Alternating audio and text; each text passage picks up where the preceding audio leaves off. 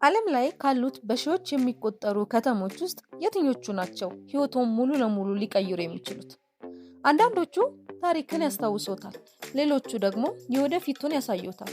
ዛሬ በህይወት ዘመኑ ቢያንስ አንድ ጊዜ ሊረግጧቸው የሚገቡ 10 እጅግ አስደናቂ ከተሞችን ይዘንላችሁ ቀርበናል። በተለይ ቁጥር 1 ላይ ያስቀመጥነው ቦታ ለብዙዎቻችሁ ህልም እንደሚሆን እርግጠኛ ነን። ከ10ኛው እንጀምራለን።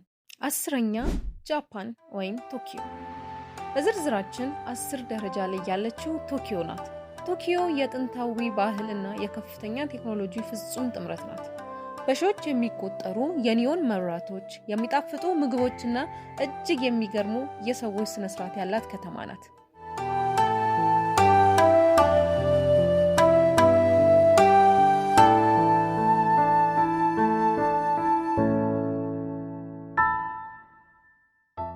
ዘጠነኛ የቱርኳ ኢስታንቡል። ኢስታንቡል አውሮፓንና እስያን የምታገናኝ ድልድይ ናት። በአንድ እግሯ አውሮፓ በሌላ ደግሞ እስያ መቆም የሚችሉባት ብቸኛ ከተማ። የታሪካዊ ሃጊያ ሶፊያ እና የግራንድ ባዛር መገኛ በመሆኗ ልዩ ያደርጋታል።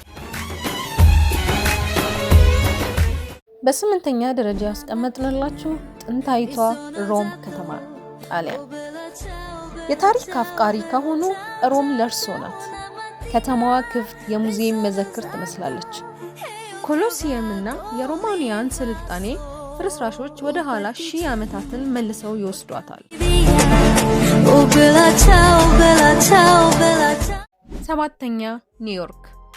ከተማዋ መቼም አትተኛም የሚባልላት ኒውዮርክ የታይም ስኩዌር ድምቀት፣ የስታች ኦፍ ሊበርቲ ግርማና የመንገዶቿ ግርግር በህይወት ሊለማመዱት የሚገባ ልዩ ስሜት ነው። Ladies and gentlemen, welcome to New York City.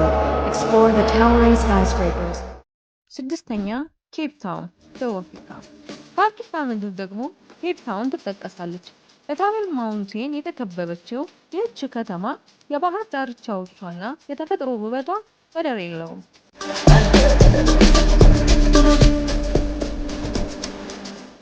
አምስተኛ ሪዮ ዲ ጄኔሮ ወይም ብራዚል።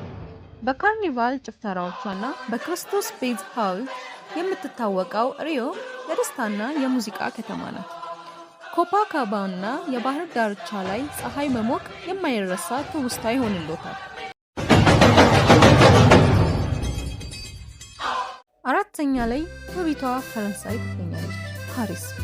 የፍቅርና የጥበብ ከተማ የኤፍል ታወርን ሳይመለከቱና የፈረንሳይን ጣፋጭ ኬኮች ሳይቀምሱ ዓለምን ጎበኙ ማለት አይቻልም።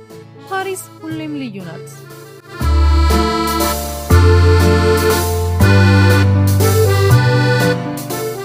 ሶስተኛ የተባበሩት አረብ ኤሚሬትስ ዱባይ። ከበረሃ ወደ ዘመናዊ መንግስትነት የተቀየረችው ዱባይ የዓለማችን ረጅሙ ህንፃ ቡርጅ ካሊፋና ሰው ሰራሽ ደሴቶቿ የሰው ልጅ የምናብ ጥንካሬ ማሳያ ናቸው። ወደ ሁለተኛና አንደኛ ከመግባታችን በፊት ይህንን ቪዲዮ ከወደዳችሁት ላይክ፣ ሼር፣ ሰብስክራይብ ማድረግ እንዳይረሳ። ሁለተኛው ሳንቶሪኒ ግሪክ። ምንም እንኳን ከተማ ባትሆንም ይህች ደሴት ግን የግድ መጎብኘት ያለባት ቦታ ናት።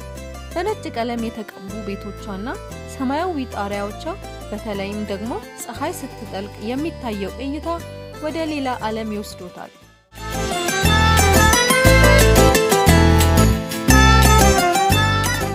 በጉጉት ስንጠብቀው ወደ ነበረ አንደኛ ደረጃ ላይ ወደ አስቀመጥናት ሀገር ደርሰናል።